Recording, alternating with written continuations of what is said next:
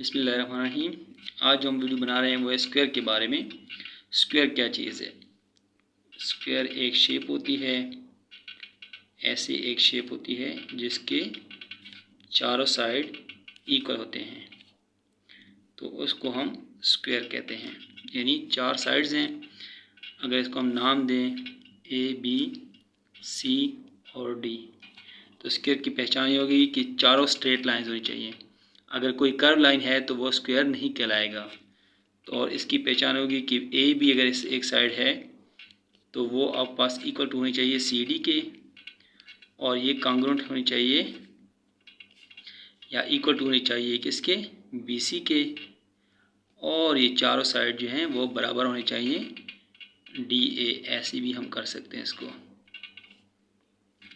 कि ये side A B, B C, C D और डी ए, ये स्क्वायर की चारों साइड इक्वल होनी चाहिए।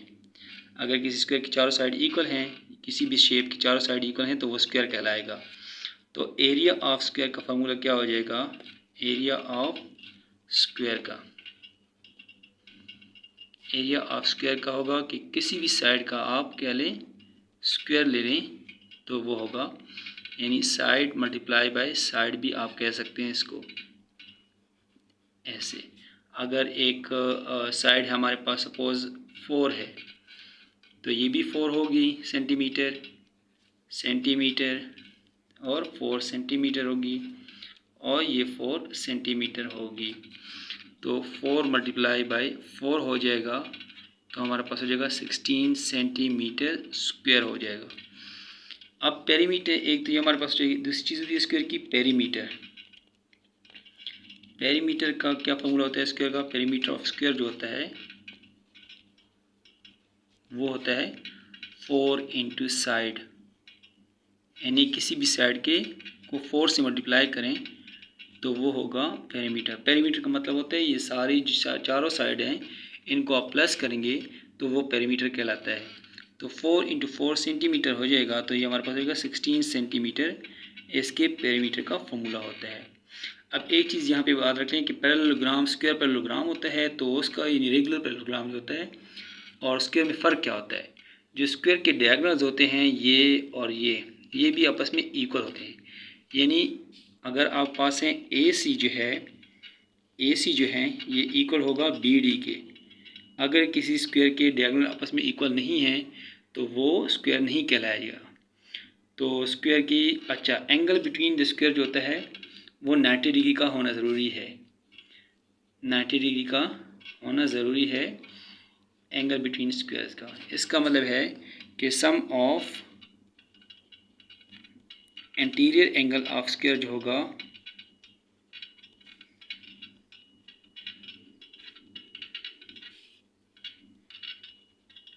वो इक्वल टू होना चाहिए 360 डिग्री के। अगर ये नहीं है तो ये स्क्वायर नहीं कहलाएगा। तो स्क्वायर के बारे में 4-5 बातें आपको बता दी हैं कि स्क्वायर क्या होता है, कैसे उसका हम एरिया फाइंड करते हैं, कैसे पैरामीटर फाइंड करते हैं, क्या उसकी खूबियाँ होती हैं, इसके दरमियान एंगल क्या होता है साइड के दरमियान, और डायगोनल्स के बारे में क्या है। तो वो सारी बातें आपको मैं बता दी। बिस्मिल्लाहिर्रहमानिर्रहीम। आज जो हम वीडियो बना रहे हैं वो है रेक्टेंगल के हिसाब से। रेक्टेंगल के बारे में आज पढ़ेंगे। तो रेक्टेंगल क्या होते हैं? ये शेप होती है रेक्टेंगल की,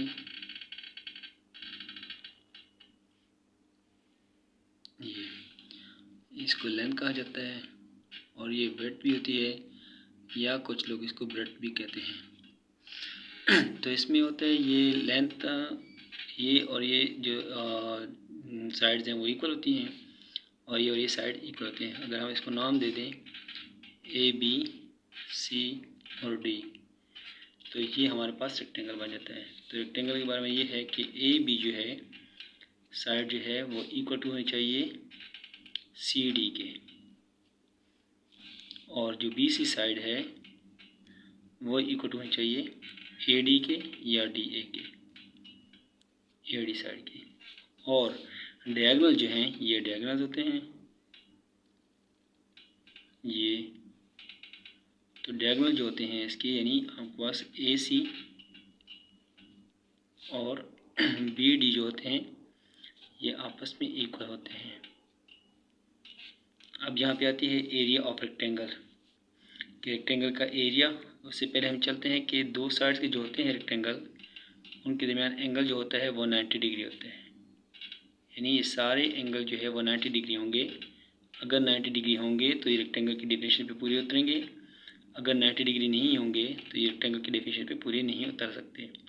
तो इसका मतलब है कि सम ऑफ इंटीरियर एंगल्स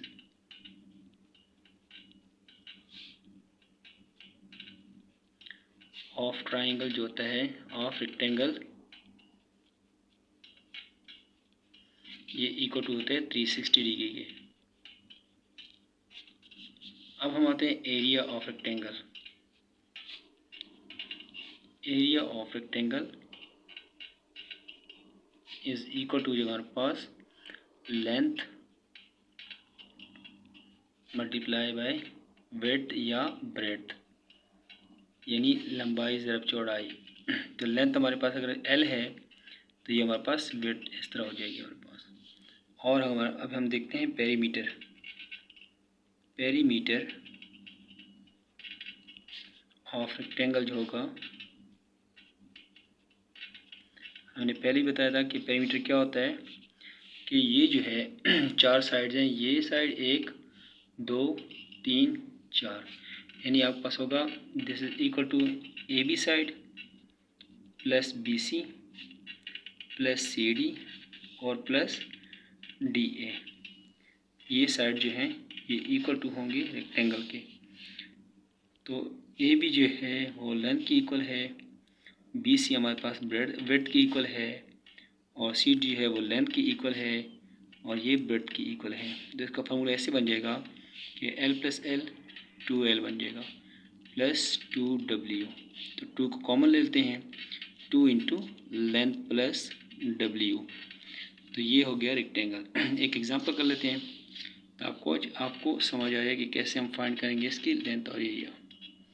अगर एक रेक्टेंगल हमारे पास है जिसकी लेंथ है 6 सेंटीमीटर और ये है 3 सेंटीमीटर, तो इसका हमने एरिया बताना है और पेरीमीटर बताना है।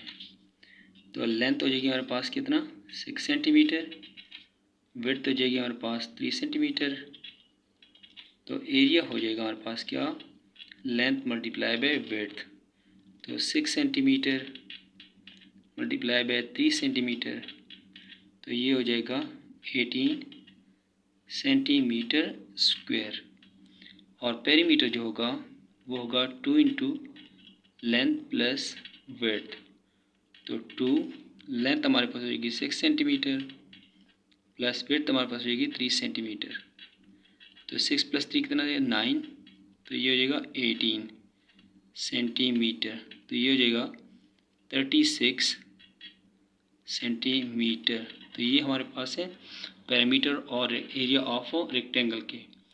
तो एक चीज़ हमारे पास अब ये आपने बतानी है कि अगर 18 सेंटीमीटर स्क्वायर को हमने मीटर स्क्वायर में कन्वर्ट करना हो तो कैसे करेंगे, और 36 सेंटीमीटर को हमने मीटर में कन्वर्ट करना हो तो उसको हम कैसे करेंगे, ये एक चीज़ है। तो ये आपने मुझे कमेंट सेक्शन में जवाब देना है। अगर आपको समझ आ गई है, वीडियो अच्छी लगी है तो आप सब्सक्राइब करें और शेयर करें। आज जो हम वीडियो बना रहे हैं वो ट्रायंगल के बारे में है। तो ये एक ट्रायंगल है। ट्रायंगल की डेफिनेशन ये है कि 3 स्ट्रेट लाइंस होनी चाहिए, क्लोज्ड फिगर होगा। अगर यहाँ पे कोई भी क्लोज फिगर नहीं होगा तो इसमें इसको ट्रायंगल हम नहीं कहेंगे। तो 3 स्ट्रेट लाइंस हैं जो कि क्लोज होके एक ट्रायंगल बनाती हैं। तो ट्रायंगल की हमारे पास आज ये अगर इसको हम थीटा लेते हैं, ठीक है, तो ये इसकी होगी ए साइड, ये इसकी होगी बी साइड और ये इसकी सी साइड होगी। तो आज हम फाइंड करेंगे कि ट्रायंगल की क्या क्या प्रॉपर्टीज़ हैं।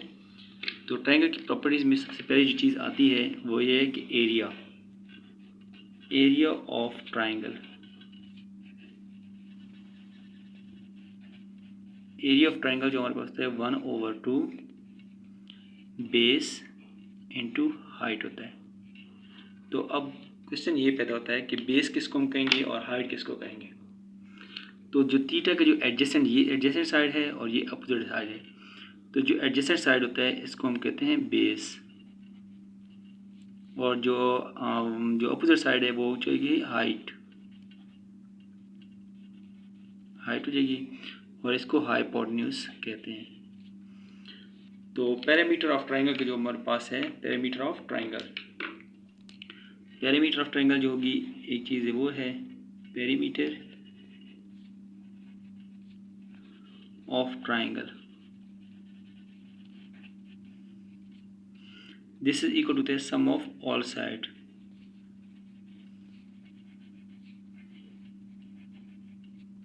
सम ऑफ ऑल साइड का मतलब ये है कि A B side, A C side plus B C side और plus C A side. A C, B C और ए बी जो साइड है ये हमारे पास कहलाई जाएगी क्या, पेरीमीटर ऑफ ट्राइंगल। और ट्राइंगल के देखिए 3 एंगल्स होते हैं, तो sum of interior angles of triangle जो होगा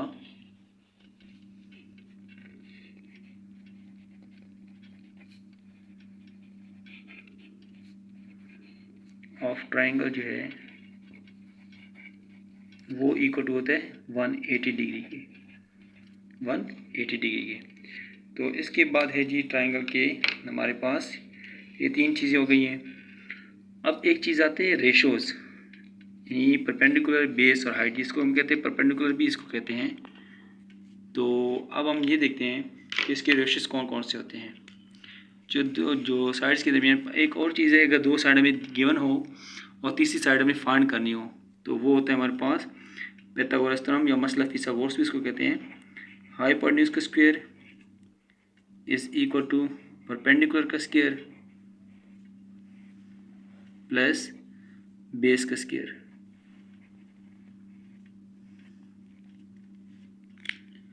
तो इसको हम इस तरह लिख सकते हैं कि जैसे C square is equal to A square plus B square.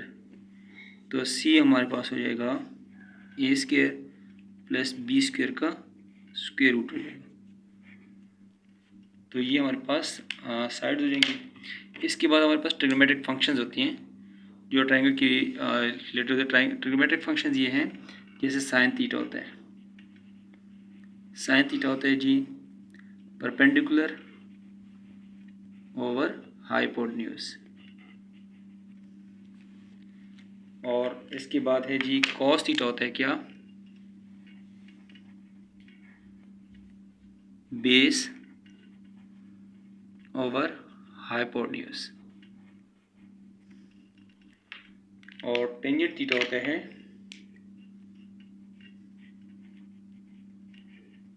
Perpendicular over base. इसके बाद साइन का जो उलट होता है वो होता है कोसेकेंट थीटा, जो कि होगा 1 ओवर साइन थीटा के इक्वल। ऐसे भी हो सकते हैं, इसको ये भी हम लिख सकते हैं कि हाइपोटेन्यूज ओवर परपेंडिकुलर। और जो कॉस का उलट होता है वो है सीकेंट थीटा। सीकेंट थीटा ये हो जाएगा 1 ओवर कॉस थीटा भी हो सकता है, और इसको हम ले सकते हैं कि हाइपोटेन्यूज ओवर बेस। और जो टेंजेंट थीटा है उसका उलट होता है कोटेंजेंट थीटा।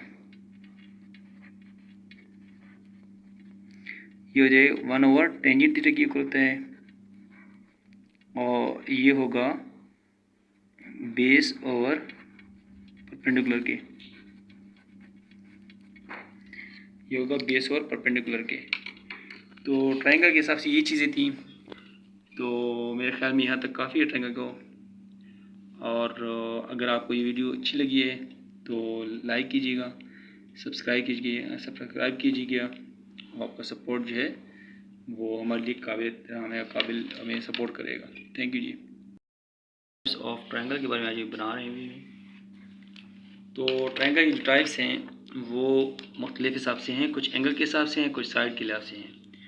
अब हम साइड के लिहाज से देख रहे हैं कि साइड के लिहाज से ट्रायंगल क्या टाइप्स होंगे। पहला है जी इक्विलैटरल ट्रायंगल। इक्विलेटरल ट्रायंगल के तीनों जो साइड हैं वो बराबर होते हैं, यानी ए, बी और सी। तो अगर ए बी इक्वल टू हो बी सी के और ये इक्वल टू हो सी ए के, तो ऐसे ट्रायंगल को इक्विलेटरल ट्रायंगल कहते हैं, इक्विलेटरल ट्रायंगल।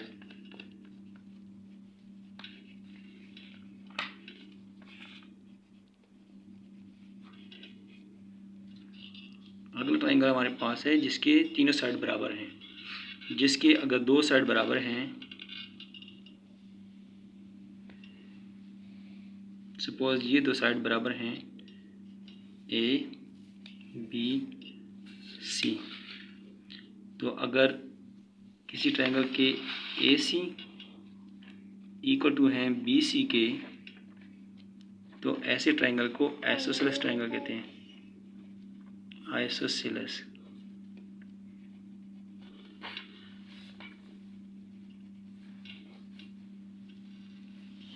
अगर कोई ट्रायंगल है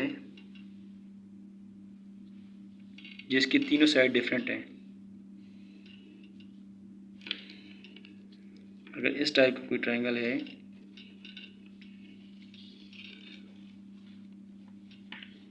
A B is not equal to B C and this is not equal to C A, तो ऐसे ट्रायंगल को हम कहते हैं स्केलिन ट्रायंगल।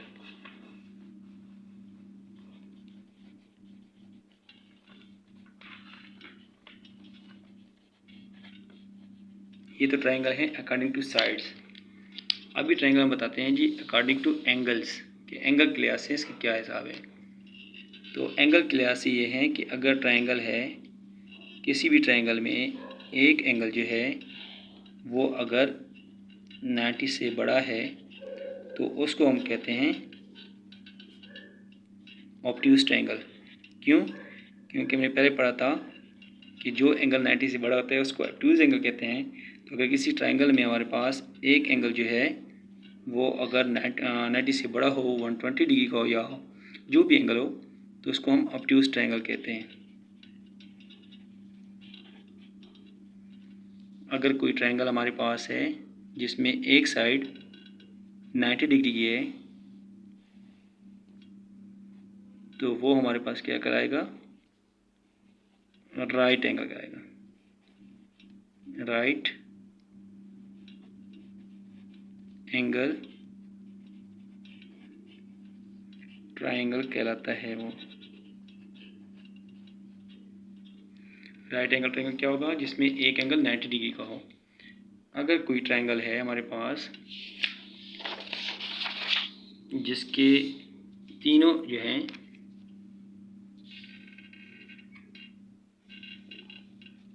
जिसके तीनों एक्यूट एंगल हों, ये तीनों एंगल 90 डिग्री से कम हों, जिसका हमारे पास है ये थीटा है, ये अल्फा है, ये बीटा है, तो जो तीनों ट्रायंगल हैं वो क्या हों, 90 डिग्री से कम हों, तो उसको हम क्या कहते हैं, यानी अगर हमारे पास theta comma alpha comma beta ये क्या हो, लेस देन हो 90 डिग्री से, तो ऐसे ट्रायंगल को एक्यूट एंगल हम कहते हैं, एक्यूट ट्रायंगल कहते हैं।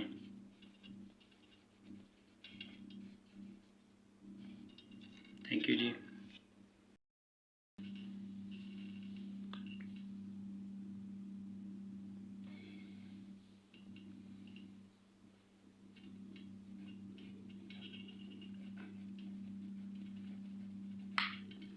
ट्रोपीजियम जिसको उर्दू में कहते हैं जूजन का,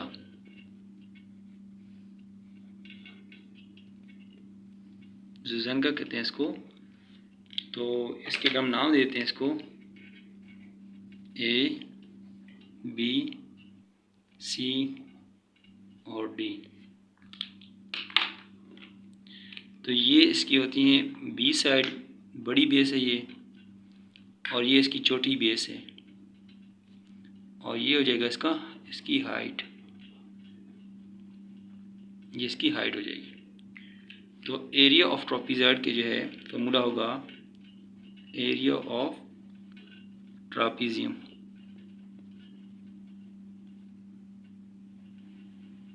वो होता है base plus base over 2 into height हो जाएगा। तो ये एरिया इज इक्वल टू जाएगा B plus B over 2 into height. और जो पेरीमीटर होता है ऑफ ट्रॉपीजियम वो हो जाएगा क्या, सम ऑफ ऑल साइड्स।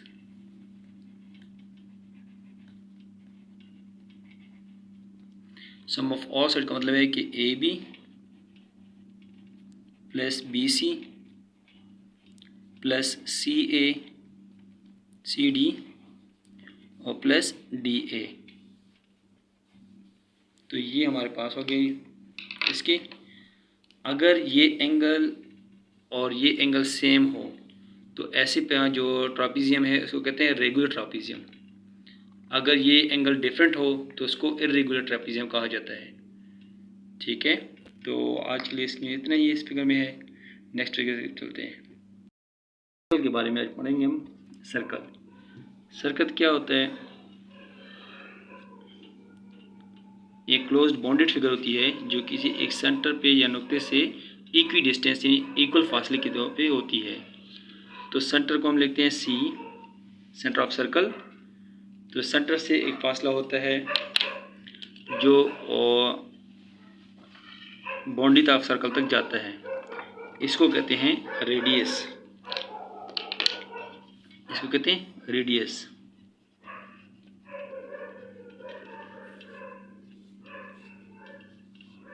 रदास भी इसको कहते हैं।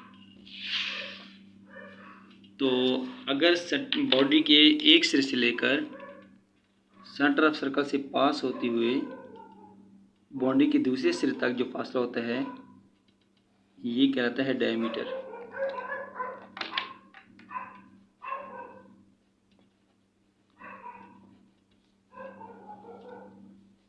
इसको उर्दू में कहते हैं कुतर। और ये जो है ये कहलाता है क्या, circumference of circle.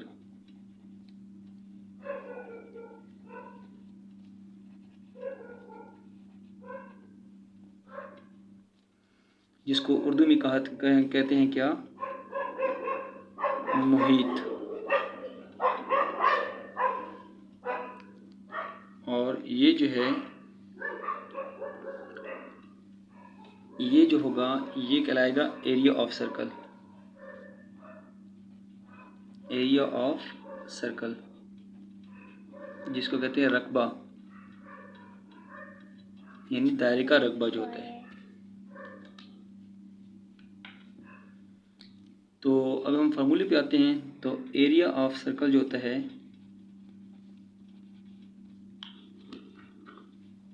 Area of circle वो होगा जी pi R square. Pi R square होता है या ये होता है पाई टी स्क्वायर ओवर 4 भी ये फार्मूला होता है। और सर्कमफियरेंस ऑफ सर्कल जो होता है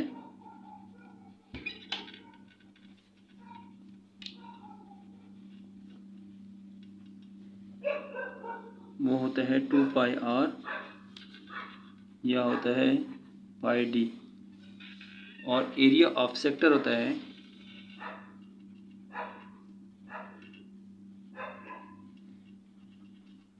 ये जगह 1/2 आर स्क्वायर थीटा। ये क्या चीज़ होती है? अब ये एक एंगल है, ये एंगल है, ये रेडियस है और ये हो जाएगा क्या, आर स्क्वायर थीटा। या अगर आपने फाइंड किया हो, यानी अगर एरिया ऑफ सेक्टर हम फाइंड करना चाहते हैं, ये फाइंड करना चाहते हो सिर्फ ये वाला एरिया, तो ये एरिया ऑफ सेक्टर कहलाएगा। तो हमें थीटा का पता होना चाहिए और आर का, लेकिन theta should be in radian. कि थीटा जो होगा ये रेडियन में होगा, डिग्री में नहीं होगा। तो ये एरिया ऑफ सेक्टर हो गया है।